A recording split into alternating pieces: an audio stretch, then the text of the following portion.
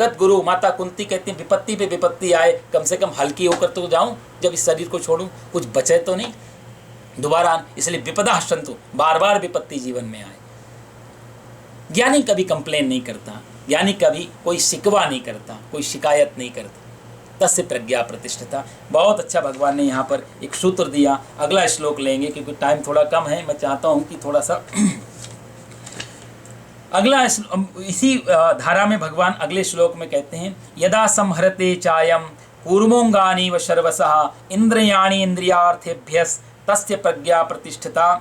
यदा संहरते चायम कूर्मोंगानी व सर्वसः इंद्रियाणि इंद्रियार्थेभ्यस तस्य प्रज्ञा प्रतिष्ठिता। यहाँ भगवान ने बहुत सुंदर एक उदाहरण दिया है। जिस तरह कछुआ अपने अंगों को समेट लेता है, ऐसे ही यदा अयम इंद्रियार्थेभ्य, इंद्रियों के विषय से इंद्रियों को सब ओर से हटा लेता है, उसकी बुद्धि स्थिर हो जाती है। यह बहुत अच्छा एक उदाहरण भगवान देते हैं कैसे होता है। अर्जुन ने पूछा था ना कि ज्ञानी कैसे कैसे व्यवहार करता है जीवन में, उसका व्यवहार क्या है, तो उसका उत्तर भगवान ने यहाँ कछुए से दिया है। समझने जैसी बात है। कछुआ का उदाहरण बहुत ज़्यादा प्रचलित हुआ भारत में। जब जब गीता पे कोई बात करते हैं तो ज़्यादातर लोग कछुए का उदाहरण लेते हैं, और आज भी ये एग्जाम्पल बहुत काम का है। आप कछुआ देखो, टर्टल, जब आप देखो तो कछुए के पास 6 इंद्रियां हैं, 2 पैर आगे, 2 पैर पीछे, एक पूंछ और एक मुंह। यही तो बाहर निकलते हैं उसके जब वो चलता है। तो जब कोई खतरा देखता है कछुआ तो सारी चीज़ों को भीतर समेट लेता है। बाहर से कोई खतरा आया, क्योंकि कछुआ अपनी मर्यादा जानता है। कछुआ के अंदर 2 चीज़ें वीकनेस हैं। एक तो कछुआ के अंग बहुत कोमल होते हैं। मैंने कहीं सुना था कि लोग कछुए का मांस इसीलिए खाते हैं कि बड़ा स्वादिष्ट होता है, बहुत मुलायम मांस। हमारे यहाँ तो भगवान कछुए को तो कच्छप अवतार भगवान के रूप में देखते हैं, लोग कुछ नहीं छोड़ते बेचारे। तो जैसे रावण के यहाँ, महात्मा जी ये कह रहे थे, रावण के यहाँ अशोक वाटिका में क्या नियम था। हनुमान जी ने कहा माता मुझे भूख लगी है, माता मुझे भूख लगी है, तो कुछ खाने के लिए मिलेगा। तो माता सीता ने कहा कि सामने फलों का बगीचा है, लेकिन रखवाले हैं, वहाँ पे राक्षस लोग रखवाली करते हैं। तो हनुमान जी ने हंस के कहा देखो लंका में और अयोध्या में यही फर्क है, अयोध्या में मांस खाने पे बैन लगा हुआ है और लंका में फल खाने पे बैन लगा हुआ है। यहाँ मांस खाने पे कोई रोक टोक नहीं, भैंसा बकरा मुर्गा जो मर्जी खाओ, लेकिन फल बगीचे में वहाँ राक्षस लगाए, कोई फलाहार नहीं कर सकता। अंतर देख, लंका और अयोध्या का यही सबसे बड़ा विचित्रता। कछुआ का कहते हैं उदाहरण भगवान श्री कृष्ण बहुत अच्छा देते हैं। जब भी खतरा देखता है, कछुआ का वीकनेस है उसके अंग कोमल हैं, जरा सा भी यदि हर्ट करेंगे तो बेचारा घायल हो जाएगा। और दूसरी वीकनेस कछुआ की है, कछुआ बहुत तेज नहीं भाग सकता, कछुआ पे स्पीड नहीं है, कछुआ में गति नहीं है बहुत तेज। तो बचे कैसे? तो बचने के लिए क्या उसकी तरीका, जैसे उसने बाहर से हमला, कोई खतरा देखा तो वो तुरंत जो है अपने अंगों को, वो लड़ता नहीं है, वो फाइट नहीं करता, वो अपने आप को सिकोड़ लेता है, वो अपने आप को बचा लेता है, अपने अंगों को भीतर। और ऊपर का भाग कछुआ का, मैंने सुना है कि तलवार भी मारो भाला भी मारो तो कुछ भी नहीं होता, इतना मजबूत होती है उसकी पीठ। हमारे पास भी वो कवच है, भगवान उसी कवच की बात कर रहे हैं। आगे चर्चा करेंगे कवच क्या है, वो तो आगे के श्लोकों में आएगा। लेकिन भगवान फिलहाल यहाँ बता रहे हैं कि रहता कैसे है स्थित प्रज्ञ, वो कछुए की तरह इंद्रियों को समेट लेता है अंदर। अब यहाँ पर बहुत सारी बातें लोग कछुए के बारे में इस उदाहरण से अपनी अपनी तरह से लोग बहुत सारी बातें करते हैं। कछुए का उदाहरण बहुत प्रचलित भारत में रहा। क्यों रहा? क्योंकि कछुए के अंदर तो स्पेस है इंद्रियां सिकोड़ने की। हम कैसे सिकोड़ें इंद्रियों को? बहुत सारे लोगों ने कछुआ बनने की कोशिश की इस जीवन में। उन्होंने इस कृष्ण के इस तर्क को बजाय, कौन देखो कौन कह रहा है उस पर भी तो थोड़ा फोकस करना चाहिए। उसको भी तो कृष्ण ने कोई आंखें फोड़ी, कोई पट्टी बांधी गांधारी की तरह? कुछ भी तो नहीं किया, सारी इंद्रियां बाहर फैली हुई हैं। कृष्ण ज्यादा जीवंत है, हम तुमसे ज्यादा जीवंत हैं। यदि कृष्ण कछुए का उदाहरण दे रहे होंगे तो कुछ अर्थ कुछ और होगा कहीं। उस गलती की वजह से कई लोग अपनी आंखें फोड़ लेते हैं। बहुत सारे साधु महात्मा ऐसे हुए जिन्होंने आंखें फोड़ दी, हाथ बांध लिए। मैं किसी का विरोधी नहीं हूँ। मैंने सुना है बनारस में एक महाराज जी थे, अभी 19वीं सेंचुरी की बात है, उनका भाव दूसरा था, लेकिन उन्होंने अर्थ दूसरा निकाला। कोई गायक था, बहुत अच्छा गाते थे, एक गायक से उनका कंपटीशन था, हार गया वो गायक। उसने संकल्प ले लिया कि मैं तो सोच के चलता था बहुत अच्छा गाता हूँ, लेकिन इन्होंने मेरे को हरा दिया, अपना अंत कर लूँगा। उसके पास महात्मा जी वो पहुँचे, उन्होंने बोला कि ऐसा क्या गाना, ऐसा क्या संगीत कि मेरी संगीत की वजह से तेरे को मरना पड़ रहा है। आज से मैं नियम लेता हूँ कि मैं कभी जीवन में गाऊंगा ही नहीं। तो उन्होंने लकड़ी 2 हिस्सों में फाड़ी ऐसे और जीभ को में फंसा ली। उनका नाम पड़ा काष्ठ जिह्वा स्वामी। पूरे जीवन फिर वो गाए ही नहीं कभी। तो कहानी लंबी है। कहने का मतलब है कि कई लोग ऐसा कर लेते, कान फोड़ लेते हैं, रुई लगा लेंगे, बाहर को नहीं सुना, क्योंकि भगवान श्री कृष्ण ने कहा कि कछुए की तरह इंद्रियों को सिकोड़ लेता है। भाई इंद्रियों को सिकोड़ना अलग अर्थ है। हमारे पास आँख क्या करेंगे हम इसको, और भीतर कोई स्पेस है? शरीर में तो कोई ऐसी स्पेस है ही नहीं जहाँ पर खाली जगह हो। परमात्मा ने पूरी बॉडी को बड़े व्यवस्थित तरीके से रखा है। एक सेल को भी इधर से उधर नहीं कर सकते, पूरा व्यवस्थित है। तो फिर इंद्रियों को सिकोड़ने जैसी बात क्या है? तो फिर क्या अर्थ है इस श्लोक का? हाथ पैरों को बांध के रख ले, पैरों को बांध ले, हाथों को बांध ले, आंखों को फोड़ ले, यही तो इंद्रियां हमको बाहर ले जा रही है। भगवान श्री कृष्ण कोई दमनवादी नहीं, क्योंकि दमन करेंगे, फोड़ेंगे तो इससे दुर्घटना दूसरी घटेगी। यहाँ क्या भगवान कहना चाहते हैं, थोड़ी सी चीज शायद मैं आपको समझा पाऊँ इस सूत्र का, जो हमारे भाव हैं। इंद्रियां एक जगह हैं, इंद्रिय के जो सब्जेक्ट है वो दूसरी जगह है। एक दृश्य देखने वाली आंख और जिसको देख रही है वो सब्जेक्ट देखने का, उसको दृश्य बोलेंगे। ये 2 चीजें होती हैं। तो कहा जाए कि इंद्रिय जो आंख है ये पूरी इंद्रिय नहीं है, ये एक तरीके से इंद्रिय की बॉडी है, इंद्रिय का शरीर है, ये जो दिख रही है बाहर से। यही आंख नहीं है। यदि यही आंख हो, यही सब कुछ हो, तो सोते हुए व्यक्ति की आंखें खोल दो और उससे बाद में पूछो तुम्हें कुछ दिखाया था, हमने आंखें खोल के देखा, तो वो कहेगा मुझे मालूम नहीं, मैं तो सो रहा था। तो इसका मतलब एक चीज और ये है कि एक इंद्रिय है और एक इंद्रिय के पीछे एक प्राण है जो काम कर रहा है, और एक सामने सब्जेक्ट है। ये 3 चीजें होती हैं। आप लोगों को आवाज वगैरह आ रही मेरी अच्छी तरह से? अच्छा, हाँ, वीडियो वगैरह चले गए। अच्छा नहीं, तो जो आँख है हमारी, जिससे हम दुनिया देख रहे हैं, जो दृश्य देख रहे हैं, उसमें भी दोष नहीं है। सब्जेक्ट जो सामने है, आँख में भी दोष नहीं है। तो दिक्कत कहाँ है? किस इंद्रिय को सिकोड़ने की भगवान बात कर रहे हैं कि जहाँ पर जाकर के आँख रुक जाती है, जहाँ पर जाकर के आँख ठहरती है और देखने की इच्छा करती है, भीतर जो प्राण है, जो रस है, जो इंटरेस्ट है, जो रुचि है हमारी, जो वासना है, भगवान उसको सिकोड़ने की बात कर रहे हैं। उदाहरण से आप समझें, जैसे तुलसीदास जी जा रहे हैं अपनी पत्नी रत्नावली से मिलने, क्योंकि रत्नावली आज ही घर छोड़ के चली गई अपने मायके कुछ दिन के लिए। बेचारे सहन नहीं कर पाए विरह, अब पीछे पीछे जा रहे हैं, तो नदी में मुर्दा बहता हुआ जा रहा है। अब मुर्दा बहते हुए जा रहा है, पर इनको दिखाई क्या दे रहा है कि ये नाव है, पत्नी ने भेजी। इनको लग रही है नाव है वो मुर्दा। इसका मतलब आंख फंक्शनल नहीं है, आंख अपना काम नहीं कर रही है ठीक से। क्यों नहीं कर रही? क्योंकि हम देखना कुछ और चाह रहे हैं, आंख वो दिखा रही है। आंख जो है वासना से का पर्दा पड़ा हुआ है। कृष्ण उस वासना के सिकोड़ने की बात करते हैं। आंख फोड़ के क्या मिलेगा? यदि आंख फोड़ के वासना खत्म हो जाए तो सारे अंधे तो भगवान की कृपा से सारे स्थित प्रज्ञ हो जाएं। कौन सी तो इंद्रिय और सब्जेक्ट के बीच में जो ब्रिज है, जो सेतु है, जो पुल बना हुआ है वासना का, भगवान कहते हैं उसको खींच लिया जाता है। तो अब फिर इंद्रिय पर, फिर आंख वही देखती है जो सामने होता है। आंख फिर मैथ नहीं करती ये कैसा है, अच्छा है या बुरा है। आंख उसके बारे में कोई इंटरप्रिटेशन नहीं करती, कोई व्याख्या नहीं करती, कोई अपना लॉजिक नहीं देती। जो आंख का काम है, आप चल रहे हैं तो सामने पत्थर है तो बताए कि सामने पत्थर है, संभाल के चलना, इतना ही।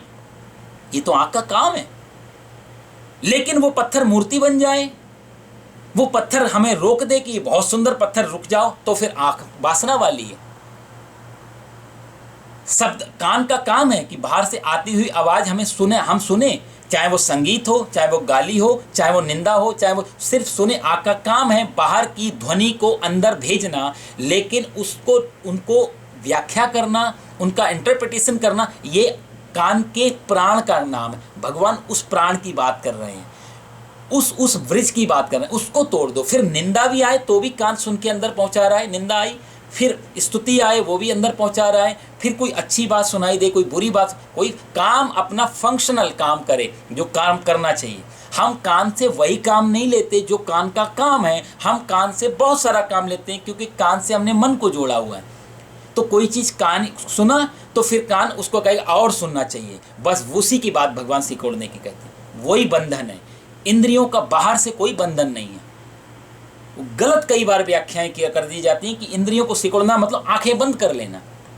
अब आंखें बंद करके साफ क्या मिलेगा? अंदर की वासना तो खत्म नहीं होगी, बल्कि आंखें बंद करके देखने का और भी ज़्यादा रस आ जाएगा। मैंने सुना है, एक कहानी पढ़ रहा था मैं टॉल्स्टॉय की। टॉल्स्टॉय अपनी पत्नी के साथ बगीचे में बैठा हुआ है, छोटा सा बच्चा खेल रहा है उसका। दोनों अपनी बातों में इतने गुम हो गए कि बच्चा खेलते खेलते कहीं इधर उधर निकल गया। शाम हो गई तो पत्नी को याद आया, उसने बोला कि अरे हमारा बच्चा कहाँ चला गया। काफ़ी ढूंढा आसपास में, कहीं दिखा नहीं। टॉल्स्टॉय ने कहा अपनी पत्नी से कि एक बात बताओ, हमने बच्चे को कोई मना तो नहीं किया था कहीं जाने के लिए? बोला नहीं, मना तो नहीं किया, एक फव्वारा था बीच में पानी का, वहाँ पर उसको बार बार मना किया था, बेटा उधर मत जाना, गिर जाएगा उधर। टॉल्स्टॉय ने कहा 100% बच्चा वहीं मिलेगा, हमें और कहीं नहीं, वहीं जाना चाहिए। और फव्वारे के पास गए तो बच्चा वहीं मिला। टॉल्स्टॉय लिखता है, इस दुनिया में जिस चीज़ का विरोध करोगे वो चीज़ उतनी ज़्यादा खतरनाक होकर जीवन में वापस आएगी।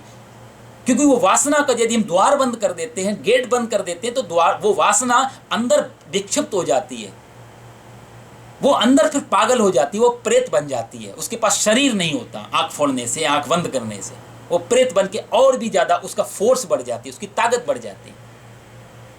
इसलिए इंद्रियों को सिकोड़ना, जो कछुए की तरह भगवान बात करते हैं, उसका कारण कहीं और जा रहा है।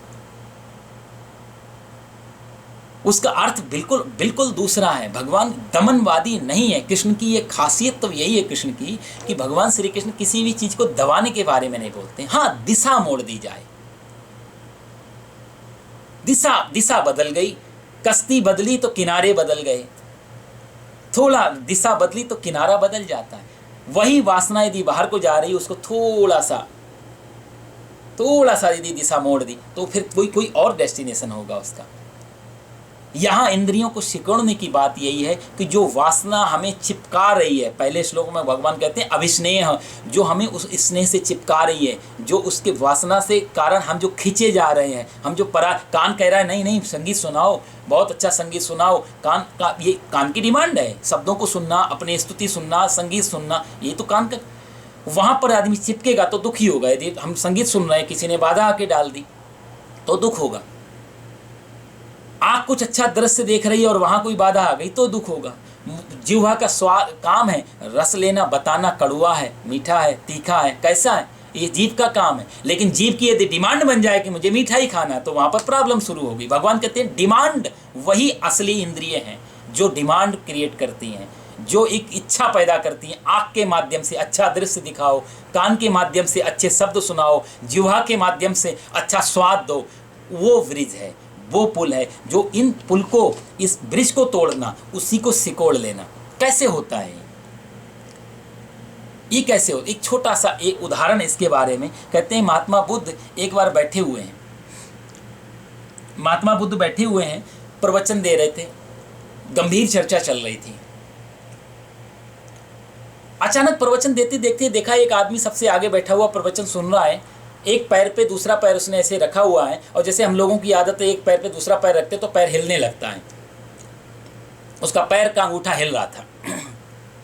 महात्मा बुद्ध ने प्रवचन देते देते अचानक बीच में रुक गए और कहा, सुनो, तुम्हारे पैर का अंगूठा क्यों हिल रहा है? तो आदमी ने जैसे ही देखा महात्मा बुद्ध मेरे से पूछ रहे हैं, एकदम से अंगूठा रुक गया। महात्मा बुद्ध बोले, बताओ तुम्हारे पैर का अंगूठा क्यों हिल रहा है?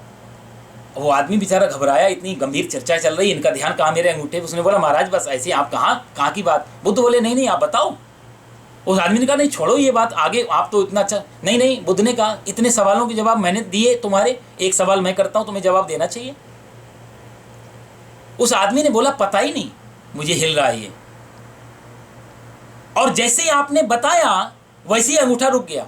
आप भी कभी बार ट्राई करना, कई चीजें हमारी चलती हैं,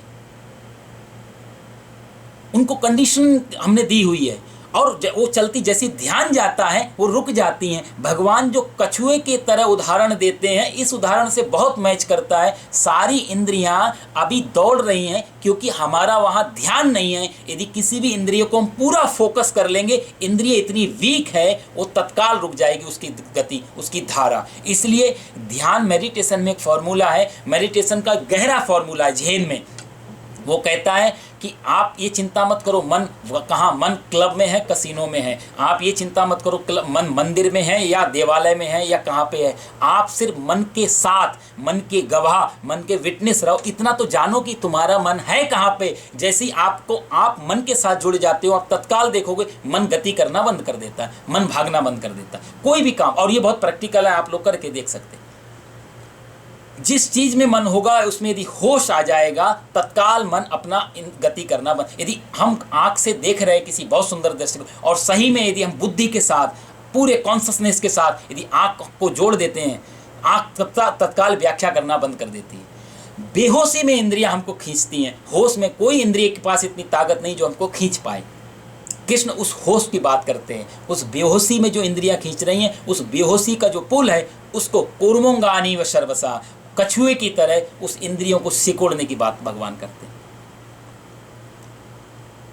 यही एक फॉर्मूला भगवान देते हैं कि सिर्फ होश में इंद्रियों के साथ बैठ जाओ, जहां जा रही हैं वहां जाने दो, रोको मत क्योंकि रोकेंगे तो वही हिसाब होगा, टॉलस्टॉय के बच्चे की तरह। फिर वहां, और इमेजिनेशन में तो बाहर से रुक जाएंगे, ठीक है, कोई चीज़ मना की बाहर से, लेकिन अंदर की कल्पनाएं कहाँ ले जाएंगे, अंदर की जो विचार की धारा चलेगी उसको कहाँ ले जाएंगे। और मजे की बात, बाहर से तो दिखाई भी देता है हम गलत कर रहे हैं, अंदर का तो किसी को पता भी नहीं चलता गलत हो रहा है। धर्म की दृष्टि में दोनों बराबर के हिस्सेदार हैं, बाहर गलत हो रहा हो उतना ही गलत है जितना अंदर गलत कर रहे हैं। इसलिए कई लोग कल्पनाओं में गलत करने लगते हैं, कई लोग बाहर गलत करने लगते हैं। धर्म की दृष्टि में कोई भेद नहीं है वहाँ पर, क्योंकि हम अभी भी फंसे हुए हैं। एक आदमी, गांधी जी के 3 बंदर, आपने नाम सुना होगा, गांधी जी के 3 बंदर हर कोई जानता है।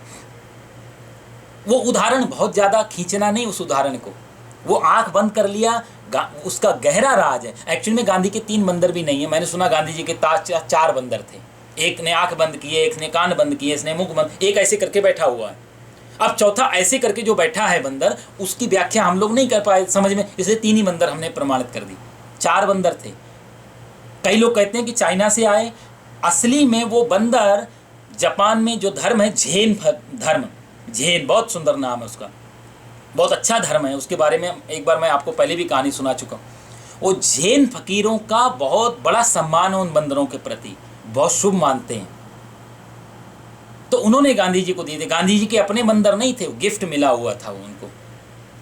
तो जो बाहर से आंखें बंद करने का मतलब, यदि आंखें बंद कर ली तो क्या दृश्य दिखाई नहीं देंगे, कल्पनाओं के दृश्य होंगे, बात तो वही है, बंधन तो वही है। कान बंद कर लिए तो बाहर शब्द, लेकिन अंदर की ध्वनि को कहाँ ले जाओगे। मेडिटेशन का खासियत यह अंतर ध्वनि, अंतर जो दृश्य, उन सब को विसर्जित कर देता है जब होश पैदा करता है।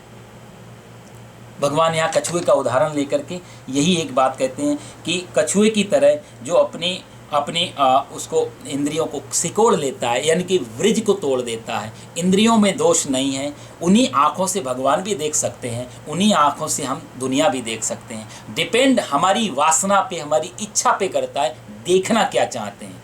आँख में कोई दोष नहीं है, दृश्य में भी दोष नहीं है। सामने दृश्य यदि बांध दे हमें तो हम इतने मजबूर, इतने पराधीन। अरे परमात्मा ने कोई ऐसी चीज़ नहीं बनाई इस दुनिया में जो हमारे लिए बुरी हो। उपयोग गलत करते हैं। चाकू, मैंने आपको पहले भी बताया, चाकू किचन में होता है, सब्जी काटने के काम आता है। चाकू डाकू बदमाश के भी हाथ में होता है और वो पेट फाड़ने का काम करता है। तो कोई आदमी चाकू को ही मिटाने लग जाए, चाकू हटाओ क्योंकि इससे आदमी के पेट फाड़े जा रहे हैं, तो बड़ी दिक्कत हो जाए। फिर किचन में सब्जी कैसे कटेगी। चाकू का उपयोग कैसे कर पाते हैं, डाकू की तरह या डॉक्टर की तरह। तो भगवान उस उपयोग के बारे में बात करते हैं, वही उपयोग वाली इंद्रियों के बारे में बात करते हैं। उस समय खींचो, यदि वो इंद्रियां वासना का ब्रिज बना करके आगे जा रही, वो ब्रिज को तोड़ दो, फिर सारी इंद्रियां वही काम करती है जो इनका एक्चुअल काम होता है। जो सही में इनका काम है सूचनाएं देना। इंद्रियों का सारा काम यही तो है, इंफॉर्मेशन देना। भाई मन, बुद्धि, चित्त, अहंकार, चार चीजें वेदांत में हैं। मन है, बुद्धि है, चित्त है, अहंकार है। इंद्रियां क्या करती है? बाहर से एक दृश्य उठाएंगी जो हमको अच्छा लग रहा है या बुरा लग रहा है, दोनों। एक दृश्य उठाया, एक पिक्चर उठाई, अंदर डाली मन के लिए। मन उसको, चित्त को देखेगा, मनन करेगा, और उसके वो मन फिर वो बुद्धि के पास भेजेगा। बुद्धि से कहेगा कि ये दृश्य सही है या गलत है, आप बताओ। फिर बुद्धि उसके बारे में डिसीजन देगी, सही है और आना चाहिए, लेना। जैसे कोई पेंटिंग देखी तो बुद्धि निर्णय करेगी, लेना चाहिए नहीं लेना चाहिए। चित्त उसका चिंतन करेगा, क्या है इसमें क्या नहीं है, और अहंकार सोचेगा कि मैं ये चित्र, मेरे पास ये चित्र है। ये चार चीजें इंद्रियों के द्वारा अंदर एक प्रोसेस के थ्रू जाती हैं। भगवान कहते हैं जो इंद्रिय और इन चारों के बीच में जो जो जो डिफाइन करने वाली जो धारा है उसको तोड़ दो, फिर आप देखो चित्र को। अच्छा, बिग बिग फूल है, फूल हमने देखा, बात खत्म हो गई। पर फूल को लेने की जिज्ञासा, फूल के बारे में व्याख्या करने की जिज्ञासा, वो जिज्ञासा खत्म हो जाए तो फूल एक फूल रह जाता है। आंख एक फूल दिखाती है, आंख एक कलर दिखाती है, नाक उसकी सुगंधी लेती है। फिर अच्छी बुरी, शुभ अशुभ, इनकी फिर व्याख्याएं इंद्रियां नहीं कर पाती। उस अर्थ में भगवान कछुए की तरह इंद्रियों को जो सकोड़ लेता है उसके बारे में भगवान कहते हैं। काफ़ी अच्छा श्लोक है, बहुत सारा यदि बोला जाए इस पर और भी बहुत लंबी व्याख्या की जाए तो भी कम है, क्योंकि बहुत गहरा श्लोक भगवान ने यहाँ दूसरे अध्याय में दिया है। और कछुए के उदाहरण को बहुत लोगों ने बहुत तरीके से खींचा है। मैंने कई टीकाएँ और भी पढ़ी, सुनी। कई लोगों ने इसको बहुत खींचा सामान्य अर्थों में कि नहीं नहीं, गांधारी की तरह पट्टी बांध लो। गांधारी की तरह पट्टी बांध के शक्ति देखी गांधारी में कितनी इकट्ठी हो गई, अपने बेटे को लोहे का वज्र बना दिया, क्योंकि शक्ति तो अंदर। बच्चे पैदा हो गए, साहब उसने अपने बच्चों को नहीं देखा, एक बार सिर्फ पति को देखा, धृतराष्ट्र को, आंखों पे पट्टी बांध ली, लेकिन वासना तो नहीं मरी ना, पुत्र मोह तो नहीं मरा। धृतराष्ट्र अंधे हैं तो भी देखना चाहते हैं कि संजय बताओ उसमें क्या हो रहा है, वासना तो नहीं खत्म हो रही, दृश्य तो अभी भी देखना चाहते हैं। तो देखने की जो इच्छा, देखने की जो वासना है, भगवान उसको सिकोड़ने की बात, कि आपको वासना मजबूर ना कर पाए कि यही दिखाओ, आप सब देखो, फिर आपको बांधे नहीं, कोई चीज़ बंधन ना रखे इंद्रियां, तो फिर दिक्कत नहीं है। फिर ये पूरा जगत स्वर्ग में, वैकुंठ में, आनंद में हो जाता है। लेकिन जब हम वासनाओं के पीछे जाते हैं तो कदम कदम ये चीज़ें दुख देने लग जाती हैं। कछुए की तरह खींचना यही होता है। आगे के भगवान में श्लोक में वर्णन करते, एक श्लोक और लेंगे, उसके बाद में चर्चा समाप्त करेंगे। विषया विनिवर्तन्ते निराहारस्य देहिना रसवर्जम रसोप्यस्य परम दृष्ट्वा निवर्तते। विषया विनिवर्तन्ते निराहारस्य देहिना रसवर्जम रसोप्यस्य परम दृष्ट्वा निवर्तते। भगवान ने यहाँ पर बहुत सुंदर एक बात कही कि निराहारी इंद्रियों को विषयों से हटाने वाले मनुष्य के विषय तो निवृत्त हो जाते हैं, पर रस निवृत्त नहीं होता। परमात्म तत्व का अनुभव होने से इस स्थित प्रज्ञ मनुष्य का रस भी निवृत्त हो जाता है, अर्थात उसकी संसार में रस बुद्धि नहीं रह जाती। यहाँ भगवान एक और चेतावनी देते हैं। ये श्लोक और अगला श्लोक दोनों ही आपस में जुड़े हुए हैं। यततो ह्यपि कौन्तेय पुरुषस्य विपश्चितः इंद्रियाणि प्रमाथीनि हरन्ति प्रसवं मनः तानि सर्वाणि संयम्य युक्त आसीत मत्परः वसे ही यस्येन्द्रियाणि तस्य प्रज्ञा प्रतिष्ठिता। ये 61 नंबर श्लोक है। तीनों श्लोकों में भगवान वही एक बात कहेंगे जो एक सीक्वेंस में है, एक लाइन में है। आप थोड़ा सा ध्यान देके समझने का प्रयास करेंगे। भगवान ने बहुत सुंदर बात कही। अब देखो, ये थोड़ी सी चोट करने जैसी बातें हैं यहाँ पे। भगवान कहते हैं कि जो व्यक्ति चीज़ों को छोड़ते हैं उनके अंदर क्या है कि चीज़ें तो छूट जाती हैं, लेकिन उनके अंदर का रस नहीं छूटता। निराहारस्य देहिना, जैसे एक आदमी भोजन छोड़ देता है, आज मेरा व्रत है, तो उस दिन हम लोग कल्पना करें कि जिस दिन हमारा व्रत अन्न नहीं खाते हैं, उस दिन आप देखोगे तो भोजन की सुगंधी भी हमको हर्ट करने लग जाएगी। बाजार से कभी निकलो तो एक एक चीज़ें कल्पना देने लग जाएंगी, ये खाना है, ये खाना है, ये बहुत अच्छा है। ये भोजन की कल्पनाएं आप बढ़ जाती है जिस दिन हमारा फास्ट होता है। भगवान उसी की बात कर रहे हैं। निराहारस्य देहिना, इंद्रियों के आहार को आपने देना बंद कर दिया तो ठीक है, इंद्रियां भूखी हो जाएंगी, और भूखी इंद्रियां फिर कल्पनाओं से भोजन बनाएंगी अपना। और कल्पनाओं को भोजन ज़्यादा खतरनाक होता है बजाय जो वास्तविक भोजन देने से। यहाँ भगवान ने बहुत बड़ी चोट की है ज्ञानी के ऊपर। एक आदमी ये सोच के चलता है कि भोजन मेरे को बांधता है, भोजन मेरे को आलस्य देता है, भोजन मेरे को निद्रा देता है, या भोजन मेरे भजन में बाधा है, तो भोजन भजन में बाधा ये सोच के वो भोजन से भागता है कि नहीं करूँगा, कम करूँगा, एक टाइम छोड़ूंगा, 2 टाइम। और एक आदमी इसलिए भोजन को ज़्यादा महत्व देता है, भोजन करना आनंददायक है, भोजन में मज़ा आता है, भोजन नए नए स्वादिष्ट भोजन करना है। भोगी भोजन को बढ़ाता है, योगी भोजन को छोड़ने की कोशिश करता है। भगवान भोगी और योगी दोनों के विरुद्ध बात करते हैं। एक भाग रहा है भोजन के लिए और एक भाग रहा है भोजन से, दोनों ही भाग रहे हैं।